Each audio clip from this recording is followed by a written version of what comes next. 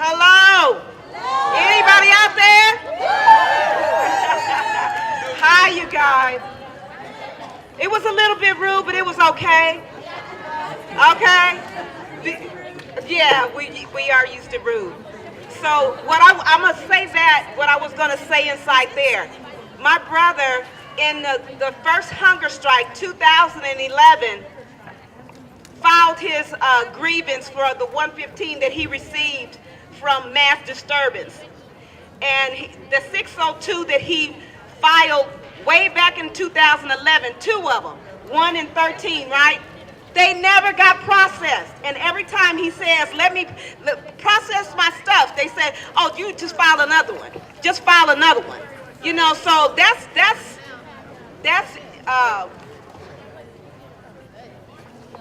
meanness in a real way. When they allow all the other reps, they accept their 602s, but they don't accept my brothers.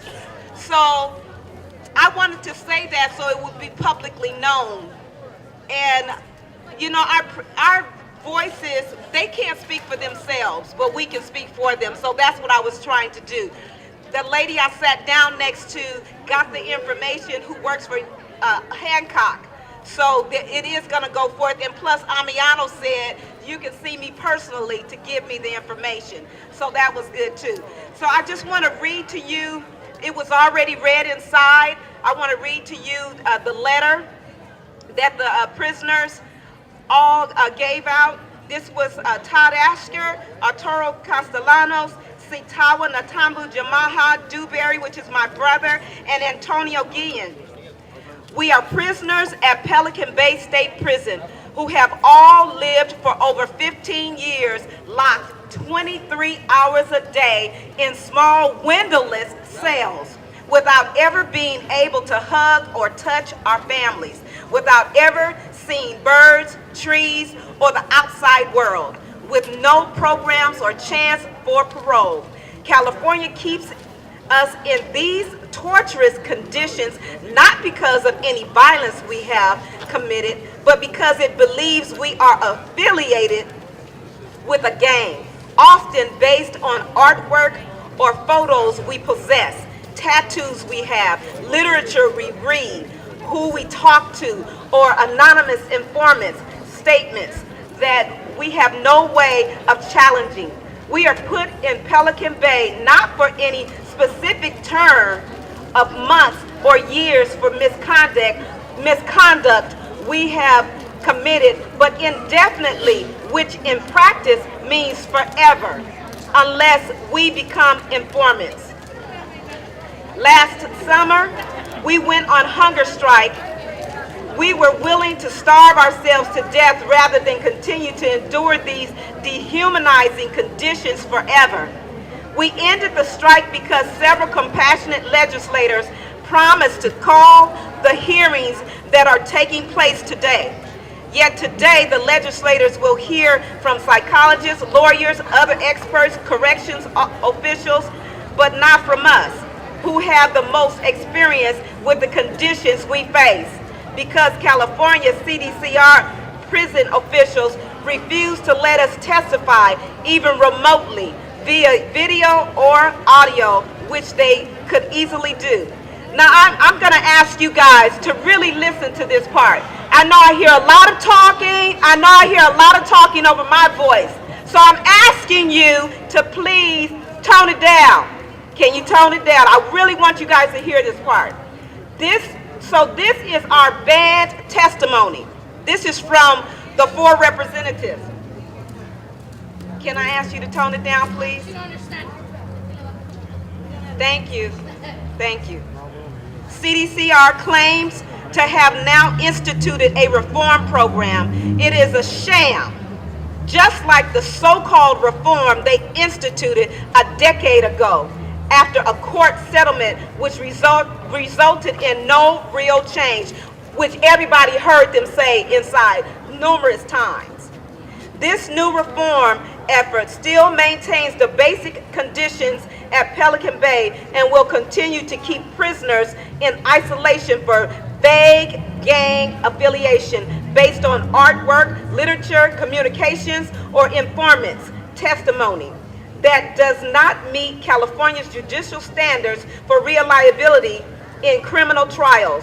California is still unwilling to move to a real behavior-based system where prisoners are given determinate terms in solitary after due process hearings at which they are found guilty of some serious misconduct such as assault, murder, rape, or drug dealing. Instead, these new policies widen the net of prisoners who can be labeled as gang affiliates and isolated based on that label. These unjust and ineffective policies are very expensive and have already cost our state millions of tax dollars, which could be put to better use. Moreover, even those prisoners who need to be isolated from the general population because of the violence they have committed while in prison ought to be treated humanely.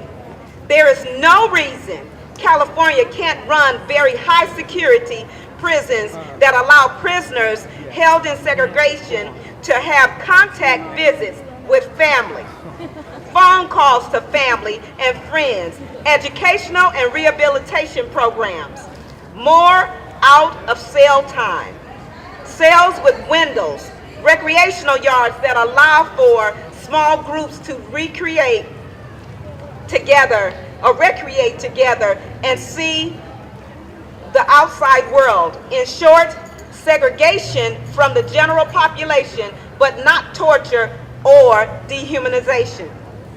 We have written petitions and letters to the governor, filed a class action federal lawsuit, and gone on hunger strikes seeking real reform, not the bogus reform Californian officials now propose. Excuse me. It's time for California to do the right thing. It's time for the legislature to enact meaningful reforms. And this was from the 4 reps. I'll name them again: Todd Asker, Arturo Castellanos, Sitawa Natambu Jamaha, Dewberry, and Antonio Guillen. The 4 reps for the Pelican Bay Short Corridor Human Rights Movement, Crescent City, California. I also want to say that lawlessness. How does Governor Jerry Brown expect anybody to obey the law when he himself does not obey the law? He doesn't obey the law. And so he's expecting for the people under him to obey. But he doesn't obey it. 8,900 have been sent out of state. And his whole thing was, instead of reducing the population, he sent them out of state. And as we know, the 3 judges made it so that he could not do that anymore. So what are we going to say? Governor Jerry Brown, are you going to stand up and do the right thing? Are you going to stand up and be lawful? Or are you still going to continue to be lawless? Let's call his name, and let's call his name Jerry Brown. Just repeat after me, and we're going to say change. Jerry Brown! Jerry Brown! Change! Change! Jerry Brown! Jerry Brown! Change! Change! Jerry Brown! Jerry Brown! Change! Today! Today! Today! Today! Yes! You guys, I thank you for this opportunity to just stand before you. Every time I come, the group looks larger. I'm grateful for everybody that comes out in support. And you young people brought me to total tears. You guys were awesome in that place inside there. And I thank God for each one of you, for every experience that you had, that you went through, that you could come and say what you felt in your situation to make this thing real to those legislators inside so that the change can actually happen. So thank you so much. I applaud each one of you.